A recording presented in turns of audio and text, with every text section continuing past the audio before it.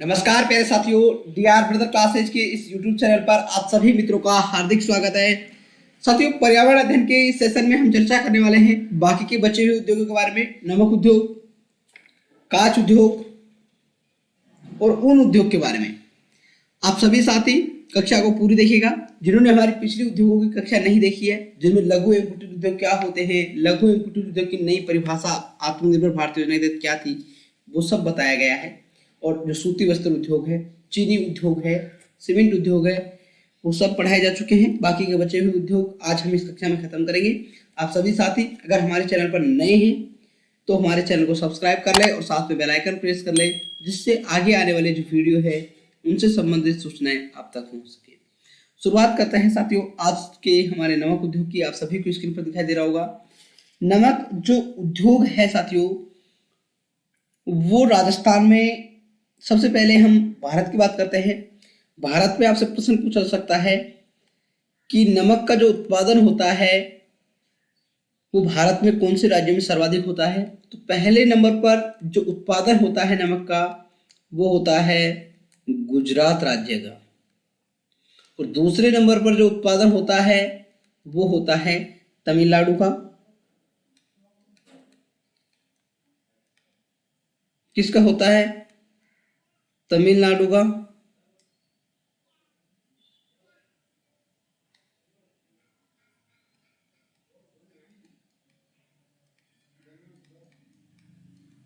और तीसरे नंबर पर हमारा नाम आता है राजस्थान का। आप सभी साथी ध्यान रखेंगे, आपसे पूछा जा सकता है राजस्थान का नमक उत्पादन में कौन सा स्थान है। तो राजस्थान का तीसरा स्थान है। लेकिन साथियों आपको एक चीज बड़ी गौर से ध्यान रखने वाली बात है, और ज्यादातर साथी कंफ्यूज भी होते हैं कि अगर आपसे प्रश्न यूं पूछा जाए झीलों से नमक उत्पादन में, किससे? झीलों से नमक उत्पादन में राजस्थान का स्थान कौन सा है, तो आपको बताना है पहला स्थान है। और ऐसे नमक उत्पादन में राजस्थान का जो स्थान है वो तीसरा है। कौन सा है? तीसरा है। और राजस्थान में जो नमक उत्पादन होता है वो भारत का लगभग 12% नमक का उत्पादन होता है। आप सभी साथी ध्यान रखें, राजस्थान में जो भारत का नमक उत्पादन होता है वो लगभग 12% नमक उत्पादन होता है। अब हम नमक उत्पादन के जो प्रमुख केंद्र है राजस्थान में उनको हम जानते हैं साथियों। देखिए, राजस्थान में जो नमक उत्पादन के प्रमुख केंद्र है उनके बारे में आप जान लीजिए। 3 प्रमुख केंद्र हैं, और जो 3 प्रमुख केंद्र कौन कौन से हैं उनके बारे में हम चर्चा करने वाले हैं। देखिए, 3 जो प्रमुख केंद्र है, एक है सांबर झील। कौन सी है? सांबर झील। और दूसरी है डिडवाना नागौर, डिडवाना झील। और तीसरी है पंचपदरा झील।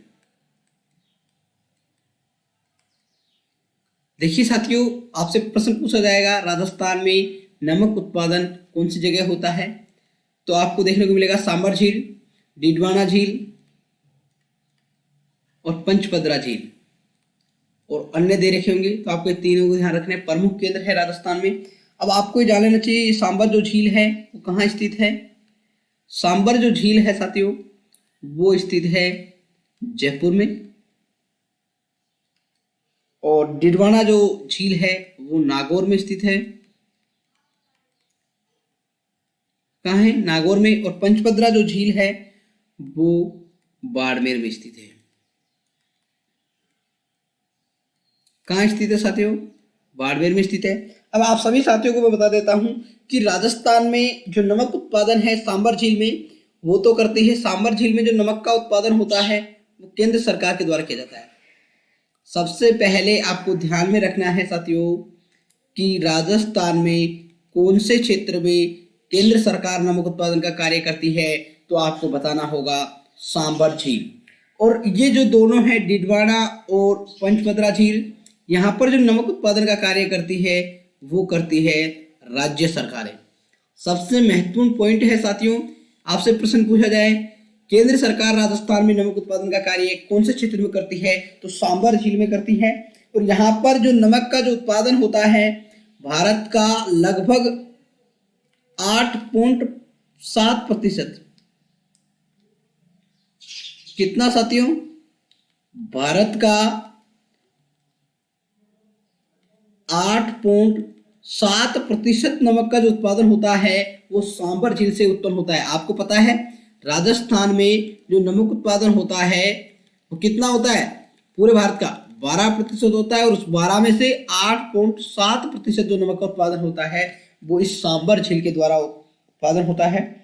और यदि राजस्थान का पूछ लिया जाए, राजस्थान में जितना भी नमक उत्पादन होता है उसका लगभग 80% जो नमक उत्पादन होता है वो यहीं से होता है। इसमें नमक उत्पादन का कार्य केंद्र सरकार करती है। और केंद्र सरकार ने क्या किया साथियों, यहाँ पर देखिए जो केंद्र सरकार है उसने एक उपक्रम खोला था यहाँ पर, सांभर साल्ट्स लिमिटेड। ये प्रश्न आपसे पूछा जा सकता है, सांभर साल्ट्स लिमिटेड कहाँ कार्यरत है? और सांभर साल्ट्स लिमिटेड जो कंपनी है केंद्र सरकार के द्वारा उपक्रम है और इसके द्वारा ही सांभर झील में नमक उत्पादन किया जाता है। और इस सांभर साल्ट्स लिमिटेड की जो स्थापना थी वो की गई थी, कब की गई थी आपसे पूछा जा सकता है। तो इसकी जो स्थापना थी 30 दिसंबर 1964 में इसकी स्थापना की गई थी। ठीक है साथियों, और ये केंद्र सरकार के अधीन कार्य करता है। अब बात करते हैं हम डिडवाना जो नागौर झील है साथियों, इसमें जो नमक उत्पादन का जो कार्य करती है वो संस्था है राजस्थान स्टेट केमिकल वर्क्स। कौन कार्य करती है? राजस्थान स्टेट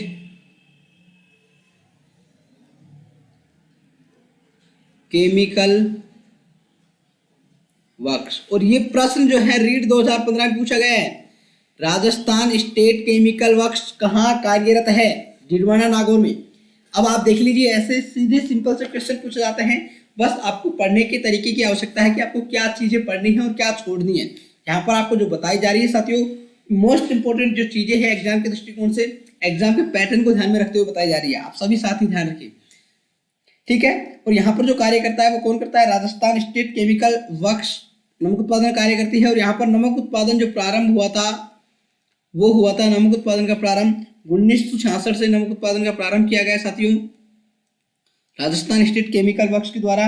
और एक चीज महत्वपूर्ण जो ध्यान रखना है आपको, यहाँ पर जो नमक का उत्पादन होता है डिडवाना नागौर में, डिडवाना नागौर में जो नमक का उत्पादन होता है वो खाने योग्य नहीं होता है। क्या साथियों? खाने योग्य नहीं होता है यहाँ का नमक। क्यों नहीं होता है? क्योंकि साथियों यहाँ पर जो नमक का उत्पादन होता है उसमें सोडियम सल्फेट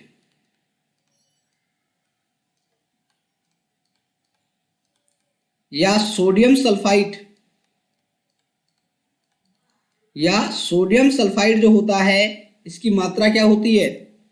अधिक होती है। इसकी सोडियम सल्फेट या सल्फाइड की मात्रा अधिक होने के कारण यहाँ का जो नमक होता है वो खाने योग्य नमक नहीं होता। आपसे प्रश्न इस प्रकार से पूछा जा सकता है मित्रों कि कौन से क्षेत्र का जो नमक है वो खाने योग्य नहीं है राजस्थान में। तो ध्यान रखिएगा, डिडवाना झील जो नागौर में नमक उत्पादन होता है वो नमक खाने योग्य नहीं होता है साथियों। ठीक है, अब हम बात करते हैं पंचपदरा झील बाड़मेर की। और पंचपदरा जो झील है बाड़मेर की, यहाँ पर जो नमक का उत्पादन का जो प्रारंभ था साथियों वो 1960 में किया गया। कब हुआ? यहाँ पर नमक उत्पादन का कार्य जो प्रारंभ हुआ 1960 से प्रारंभ है। और यहाँ पर जो नमक होता है खाने योग्य सर्वश्रेष्ठ नमक, क्या साथियों? खाने योग्य सर्वश्रेष्ठ, खाने योग्य जो सर्वश्रेष्ठ नमक का उत्पादन होता है वो यही होता है पंचपदरा झील बाड़मेर में। और खाने योग्य नहीं वाला जो नमक है वो होता है डिडवाना नागौर में। अब आप सभी साथियों के मन में विचार आ रहा होगा कि जो खाने योग्य नमक नहीं है तो फिर इसका क्या काम में लिया जाता होगा इस नमक को? तो आप सभी साथी ध्यान रखिए, इस नमक का जो उपयोग है वो रसायन क्रियाओं के काम में लिया जाता है। डीडवाना नागरझील का जो नमक है रसायन क्रियाओं में इसको काम में लिया जाता है। ठीक है साथियों, और इस यहाँ पर जो पंचभद्रा झील है खाने योग्य सर्वश्रेष्ठ नमक का उत्पादन होता है। इसमें क्या होता है, क्यों होता है? क्योंकि इसमें 98% जो है वो सोडियम क्लोराइड की मात्रा होती है। यहाँ के नमक में 98% सोडियम क्लोराइड की मात्रा होती है। ठीक है साथियों, और यहाँ पर जो नमक उत्पादन का कार्य करती है वो खारवाल जाति के द्वारा किया जाता है। और खारवाल जो जाति है खारवाल जाति के द्वारा किया जाता है साथियों। और ये जो खारवाल जाति है यहाँ पर मोरली झाड़ी की सहायता से, खारवाल जो जाति है वो मोरली झाड़ी का प्रयोग करते हुए नमक उत्पादन का कार्य करती है। तो ये थे हमारे महत्वपूर्ण नमक उत्पादन। आशा करता हूं आप सभी साथियों को समझ में आया होगा। नमक उद्योग में इससे बाहर आपसे कुछ भी नहीं पूछा जाना है साथियों। ठीक है, अब हम चर्चा करते हैं अगले महत्वपूर्ण उद्योग की, जिसमें हम चर्चा करेंगे ऊन उद्योग की। किसकी बात करेंगे साथियों? ऊन उद्योग की। और ऊन उद्योग में जो ज्यादा चीजें है नहीं साथियों, आपको कुछ महत्वपूर्ण फैक्ट यहाँ पर याद रखने होंगे। यदि आपसे पूछा जाए विश्व स्तर पर, क्या पूछा जाए साथियों? विश्व स्तर पर सर्वाधिक ऊन,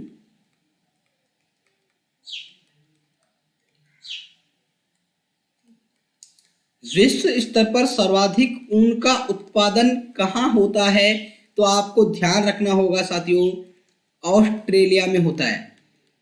कहाँ होता है साथियों? ऑस्ट्रेलिया में होता है। और ऑस्ट्रेलिया में एक भेड़ है जो कि विश्व की प्रसिद्ध भेड़ है। आप सभी साथियों को नोट कर लेना है, यहाँ की जो भेड़ है विश्व प्रसिद्ध भेड़ है, मेरिनो भेड़। और उसी कारण यहाँ पर उनका सर्वाधिक उत्पादन होता है। ठीक है साथियों, हम बात करें भारत की, तो भारत में जो ऊन का उत्पादन होता है तो वो पहले नंबर पर भारत में उत्पादन जो है ऊन का वो राजस्थान में होता है। राजस्थान पहले नंबर पर है साथियों। कौन से नंबर पर है राजस्थान? पहले नंबर पर नमक ऊन उत्पादन करता है। अब जो ऊन है साथियों, राजस्थान में अगर सबसे ज्यादा पूछ लिया जाए तो राजस्थान में जोधपुर में सर्वाधिक ऊन का उत्पादन होता है। राजस्थान के अंदर कभी पूछ लिया जाए तो जोधपुर में सर्वाधिक ऊन का उत्पादन होता है। और यहाँ जोधपुर में ही केंद्रीय ऊन बोर्ड की स्थापना की गई है। आप सभी साथी इस महत्वपूर्ण फैक्ट को ध्यान रखिएगा, इसमें ही केंद्रीय ऊन बोर्ड कहाँ स्थित है? आपसे प्रश्न इस प्रकार से पूछा जाएगा कि राजस्थान में केंद्रीय ऊन बोर्ड कहाँ स्थित है, तो आपको ध्यान रखना है जोधपुर में स्थित है। अब हम बात करते हैं कुछ महत्वपूर्ण फैक्टों की जो आपसे पूछे जाने हैं। साथियों, आपसे पूछा जाए एशिया की सबसे बड़ी ऊन मंडी,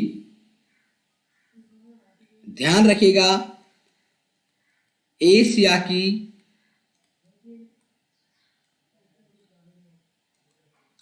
सबसे बड़ी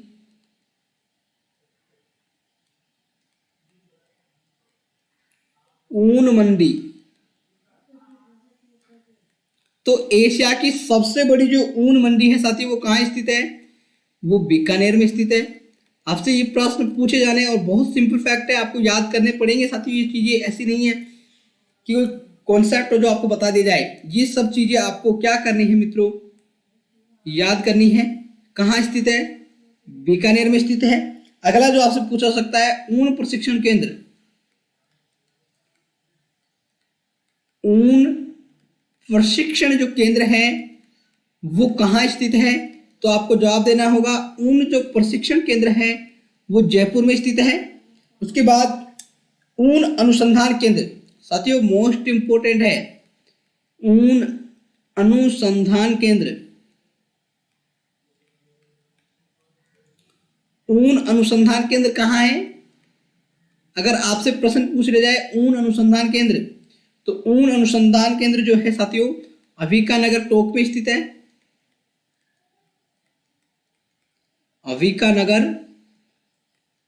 टोंक, यहां पर ऊन अनुसंधान केंद्र स्थित है साथियों।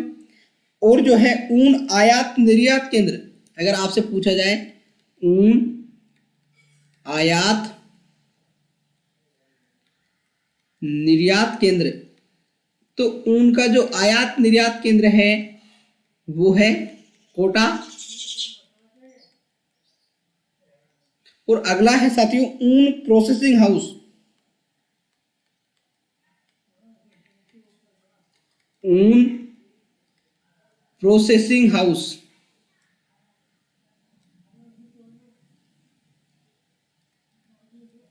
ऊन प्रोसेसिंग जो हाउस है साथियों वो स्थित है भीलवाड़ा में। ये थे महत्वपूर्ण ऊन उद्योग से संबंधित महत्वपूर्ण फैक्ट जिससे प्रश्न पूछे जाते हैं बार बार। देखिए साथियों, आपको क्या याद रखना है, अगर आपसे पूछा जाए एशिया की सबसे बड़ी ऊन मंडी कहाँ स्थित है, तो बीकानेर में स्थित है। कहाँ स्थित है? बीकानेर में। ऊन प्रशिक्षण केंद्र कहाँ स्थित है, तो जयपुर में स्थित है। ऊन अनुसंधान केंद्र पूछे जाए तो अंबिकानगर टोंक में है। आयात निर्यात केंद्र कोटा में है। और ऊन प्रोसेसिंग जो हाउस है वो भीलवाड़ा में स्थित है। अगर आप इतनी जानकारी रखते हैं तो आशा है कि आपके प्रश्न यहाँ से गलत नहीं होने वाले हैं। अब हम बाकी का जो बचा हुआ उद्योग है एक और कांच उद्योग, उसके बारे में हम चर्चा कर लेते हैं। आपको दिखाई दे रहा होगा स्क्रीन पर कांच उद्योग। और कांच उद्योग के लिए जो सर्वाधिक जो कांच का उत्पादन होता है साथियों, सबसे ज्यादा जो कांच का उत्पादन होता है वो कहाँ होता है, वो होता है धौलपुर में। कहाँ होता है साथियों? राजस्थान में सर्वाधिक कांच का जो उत्पादन होता है वो धौलपुर में होता है। सर्वाधिक उत्पादन वो होता है धौलपुर में। इसके कुछ जो कारखाने हैं कांच उद्योग के वो आप सभी साथियों को जान लेना चाहिए, तो जान लीजिए साथियों। महत्वपूर्ण कारखाने जो है वो है, पहला है प्रमुख कारखाने।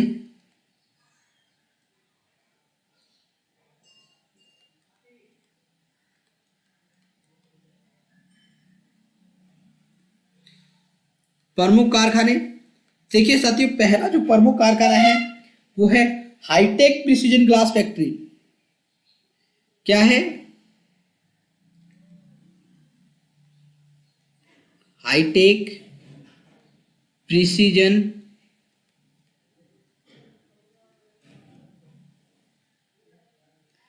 Glass factory.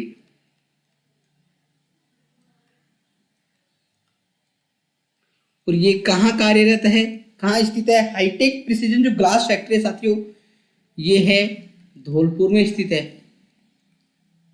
कहाँ स्थित है? धौलपुर में स्थित है। और इसकी जो स्थापना है साथियों 1968 में की गई थी, आपसे पूछ लिया जाए। और ये सार्वजनिक क्षेत्र में है।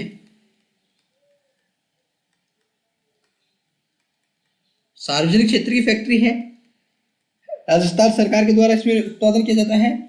ये क्या है? राज्य का प्रथम ग्लास कारखाना है। आपसे पूछा जाए राजस्थान राज्य का प्रथम ग्लास कारखाना कौन सा है, तो ये है hi tech precision glass factory.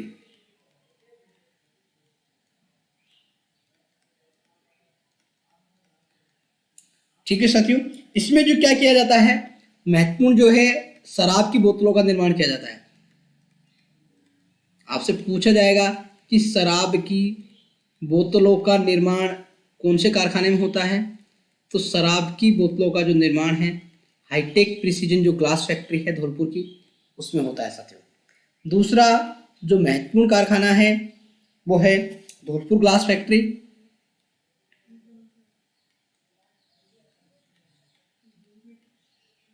Dholpur glass factory, और ये भी कहाँ स्थित है? धौलपुर में स्थित है। ठीक है साथियों, इसके बाद है महत्वपूर्ण जो फैक्ट्री है वो है सेमकोर।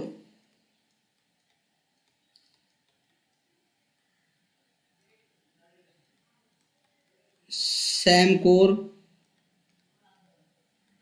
Glass factory. और ये जो सैमकोर ग्लास फैक्ट्री वो कहाँ स्थित है? कोटा में स्थित है। सबसे पहले मैं बताऊंगा आपको कि प्रश्न यहाँ से कैसे पूछे जाते हैं। 4 महत्वपूर्ण कारखाने जान लीजिए एक बार।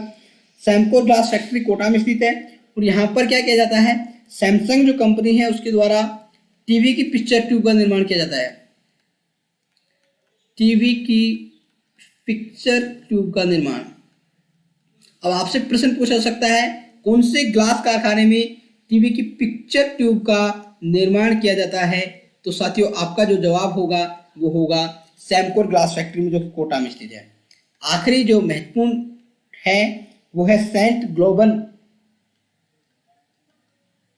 कौन सी है साथियों? सेंट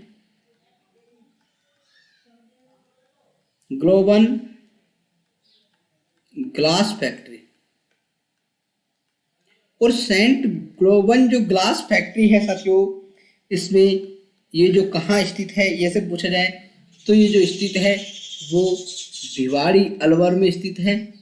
और आप सभी को पता है जो भिवाड़ी अलवर है उसको हम क्या कहते हैं? भिवाड़ी जो अलवर को हम क्या कहते हैं? राजस्थान का नवीन मैनचेस्टर कहते हैं, जहां पर सेंट ग्लोबल ग्लास फैक्ट्री है। और इसमें क्या किया जाता है? लेंस व चश्मे का निर्माण किया जाता है। क्या किया जाता है? लेंस व चश्मे का निर्माण किया जाता है। देखिए साथियों 4 महत्वपूर्ण कारखाने हैं। कांच के hi-tech precision glass factory, Dholpur glass factory, Samcor glass factory, saint global glass factory. आपसे पहला जो प्रश्न है, पहला प्रश्न का टाइप ऐसे पूछा जाएगा कि निम्न में से कौन सा कांच उत्पादन का कारखाना नहीं है, कांच उत्पादन की फैक्ट्री नहीं है, कांच उत्पादन से, कांच उद्योग से संबंधित क्षेत्र नहीं है। ठीक है। उसके बाद प्रश्न पूछा जाएगा कि प्रथम ग्लास कारखाना, और फिर पूछा जाएगा आपसे कौन सी फैक्ट्री कहाँ स्थित है, कौन सा कारखाना कहाँ स्थित है। उसके बाद शराब की बोतलों का निर्माण कौन सी फैक्ट्री में होता है, टीवी पिक्चर ट्यूब का निर्माण कौन सी फैक्ट्री में होता है। तो इस प्रकार से आपको पढ़ाई करनी है जिस प्रकार से प्रश्न पूछे जाते हैं। तो आप सभी साथियों की जो तीनों उद्योग है और पूरे उद्योग हो चुके हैं। अब हम अगले क्लास में नई टॉपिक के साथ मिलने वाले हैं। आप सभी साथियों को हमारी कक्षा कैसी लगी? अगर आपको हमारी कक्षा अच्छी लगी है तो वीडियो को लाइक कीजिए और अपने साथी दोस्तों के साथ शेयर जरूर कीजिएगा, जिससे आगे आने वाले वीडियो से संबंधित जो सूचना है आप सभी तक पहुंच सके। धन्यवाद साथियों, मिलेंगे फिर से अगले बेहतरीन कक्षा में। तब तक के लिए आप सभी साथियों को शुक्रिया।